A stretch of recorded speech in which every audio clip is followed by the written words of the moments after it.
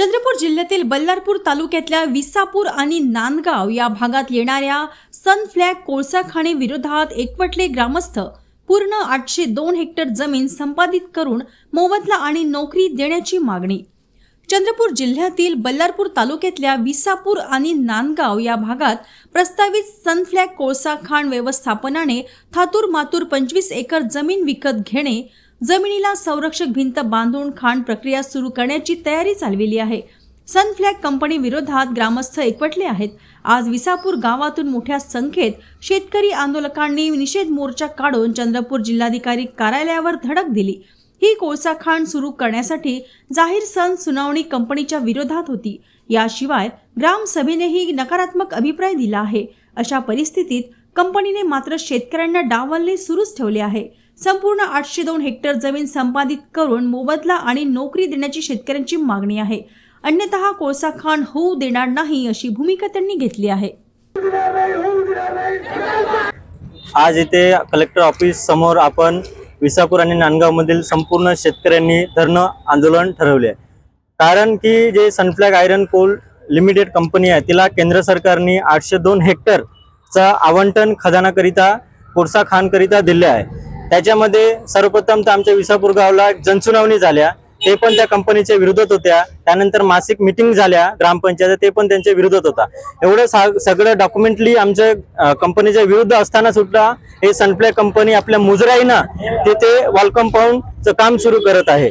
तसेच तिथे झालेला रजिस्टर आहे बेकायदेशीरपणा झालेला रजिस्टर आहे आणि त्यातला जो व्यवहार झाला आहे तो पण बेकायदेशीर आहे। कलेक्टर साहेबांकडे आमच्या मीटिंगा वारंवार झाल्या सुद्धा, परंतु याच्यावर काही तोडगा निघाला नाही। म्हणून आज आम्ही धरणे आंदोलन करण्याची ते ठरवले व करत आहे। तरच आमच्या जर मागण्या पूर्ण झाल्या नाही तर आणखी आम्ही उपोषणाचे विचार सुद्धा करेल। धन्यवाद। सन एंड फ्लॅग कंपनी ही जी केंद्र सरकारने 802 हेक्टर या कंपनीला जमीन निर्धारित केलेली आहे, परंतु या जमिनीने फक्त 25 एकर जमीन ही विकत घेतलेली आहे। बाकी उरलेली जमीन आहे जी आज सुपीक आहे ती काही वर्षांनंतर या कंपनीमुळे प्रदूषित होईल, नापिकी होईल, जमीन असून नसल्यासारखी होणार आहे। म्हणजे शेतकऱ्याच्या मुखाजवळ आलेला घास हिरावून घेतल्यासारखा होईल। जमिनीचा पोत सुधारण्यापेक्षा हा निकामी होणार। त्यामुळे समोर शेतकरी हा उपाशी राहणार आमच्या गावचा। त्यासाठी जर घ्यायची असेल तर या कंपनीने 802 हेक्टर जमीन ही पूर्ण निर्धारित करावी किंवा ही कंपनी आम्ही होऊ देणार नाही। या कंपनीला आम्ही बंद केल्याशिवाय राहणार नाही। हा सर्व आमच्या गाव लोकांचा निर्धार आहे। मी नरेंद्र आमने, युवा शेतकरी, नांदगाव पुणे।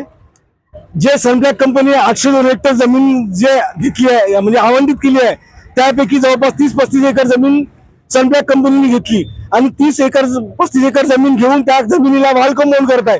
आणि वॉल कंपाऊंड केल्यामुळे अंडरग्राऊंड जे करणार आहे, आम्हाला त्या अंडरग्राऊंडला पूर्ण विरोध आहे। आणि पूर्ण विरोध असताना जेव्हा आम्ही हे वॉल कंपाऊंड होऊ देणार नाही आणि जर सनफ्लॅग कंपनीला जमीन लागत असेल तर पूर्ण जमीन घ्यावी, अन्यथा आम्ही ते वॉल कंपाऊंड होऊ देणार नाही। आणि वॉल कंपाऊंड जर करून जर ते करत असेल आम्ही पूर्ण संघर्ष करू। आम्ही आज युवा शेतकरी असून आम्ही नवनवीन पीक आणत आहोत आणि जेव्हा ह्या जळगाव सारखे जे केळीचं पीक आहे ते आम्ही आमच्या गावात लावतो, जे अलिप्त झालेलं पीक आहे मक्यासारखं ज्वारीसारखं ते पीक आम्ही आमच्या नांदगाव मध्ये लावतो। आणि जेव्हा आमच्या अशा सनफ्लॅग सारख्या कंपन्या येतात आणि जे पाणी आमचं नष्ट करतात किंवा जे प्रदूषित करतात, यामुळे आम्ही जर शेती करू शकत नाही, तेव्हा या सनफ्लॅग कंपनीला आम्ही पूर्णपणे विरोध करतो। आणि या सनफ्लॅग कंपनीला जर घ्यायची असेल तर पूर्ण जमीन घ्यावी, अन्यथा आम्ही तुमची प्रकल्प बिलकुल होऊ देणार नाही, हे आमचं ठाम मत आहे।